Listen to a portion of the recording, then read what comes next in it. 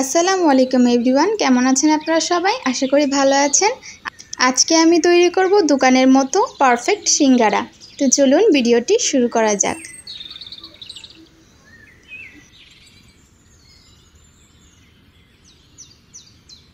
সিঙ্গারা তৈরি করার জন্য আমি প্রথমেই সিঙ্গারার খামিরটা তৈরি করে নেব।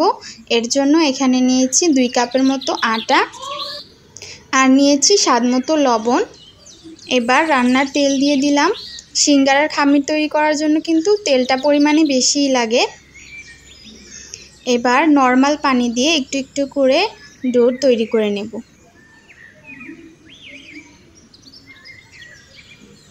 সিঙ্গারার ডোটা কিন্তু নর্মাল পরোটার ডো থেকে শক্তই হবে। এখানে আমি 1 টেবিল চামচের মতো কালো জিরা দিয়ে দিলাম।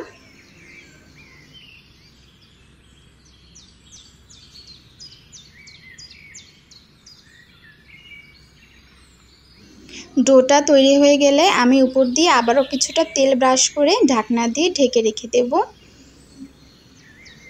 এবার চলে যাব সিঙ্গারার পুরটা তৈরি করতে।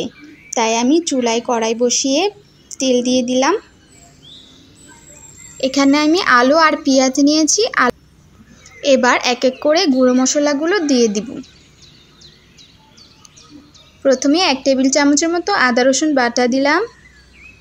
এবার 2 টেবিল চামচের মতো মরিচ গুঁড়ো দিলাম। এবার হাফ টেবিল চামচের মতো হলুদ গুঁড়ো দিয়ে দিলাম। 1 টেবিল চামচের মতো আস্ত জিরা দিলাম। সব কিছু একসাথে নেড়েচেড়ে মিশিয়ে নেব।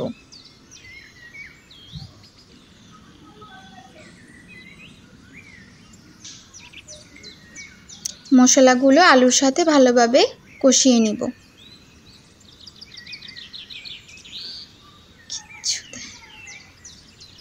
মশলা কষানো হয়ে গেলে এখানে আমি পরিমাণ মতো পানি দিয়ে দিলাম আলুগুলো সিদ্ধ হওয়ার জন্য। ঢাকনা দিয়ে ঢেকে অপেক্ষা করব আলুগুলো সিদ্ধ হয়ে আসা পর্যন্ত। পানিটা কিছুটা টেনে গেলে এখানে আমি 3টার মতো কাঁচামরিচ কুচি দিয়ে দিলাম।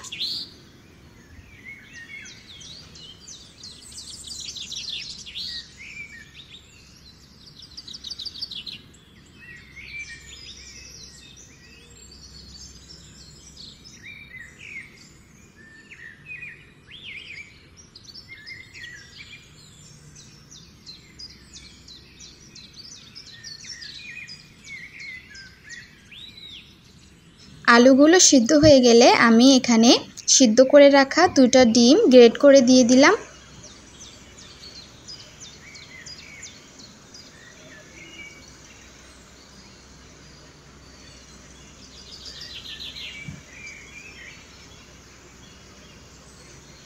এই তো তৈরি হয়ে গেল আমার মজাদার সিঙ্গারার পুর। আমি কিন্তু নতুনভাবে আপনাদের এই পুরটা তৈরি করে দেখিয়েছি। আশা করি আপনাদের ভালো লাগবে। এবার চলে আসলাম সিঙ্গারাগুলো তৈরি করার জন্য। তো আমি যে ডোটা তৈরি করে রেখেছিলাম সেখান থেকে লিচি কেটে নেব।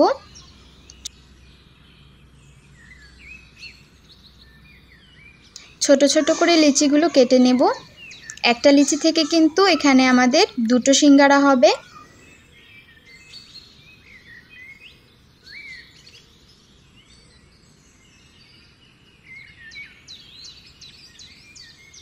আশা করি আপনারা দেখেই বুঝতে পারছেন আমি কত ছোট করে লিচিগুলো কেটে নিয়েছি। এবার এখান থেকে একটি লিচি নিয়ে রুটি বেলে নেব। লম্বালম্বি করে কিন্তু রুটিটা বেলে নিতে হবে। রুটিটা কিন্তু বেশি পাতলাও হবে না আবার বেশি মোটাও হবে না। লম্বালম্বি করে রুটিগুলো বেলে নেওয়ার পর মাঝখান থেকে কেটে নিলাম। এবার কোণের মতন শেপ দিয়ে নিলাম। ভিতরে পুর দিয়ে দিলাম। সাইডে পানি দিয়ে মুখটা সিল করে দেব। আপনারা দেখেই বুঝতে পারবেন আমি কাজটা কিভাবে করছি। এই তো তৈরি হয়ে গেল সিঙ্গারা। খুবই সহজ। 2 কাপ আটা দিয়ে কিন্তু আমার এখানে 26টার মতো সিঙ্গারা হয়েছে।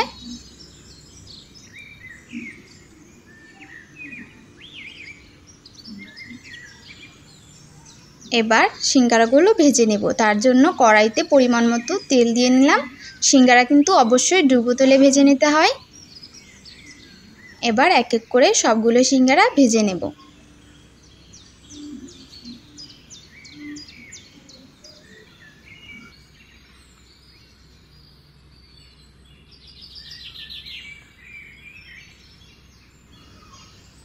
যখন এরকম ব্রাউন কালার চলে আসবে তখনই সিঙ্গারাগুলো উঠিয়ে নিতে হবে।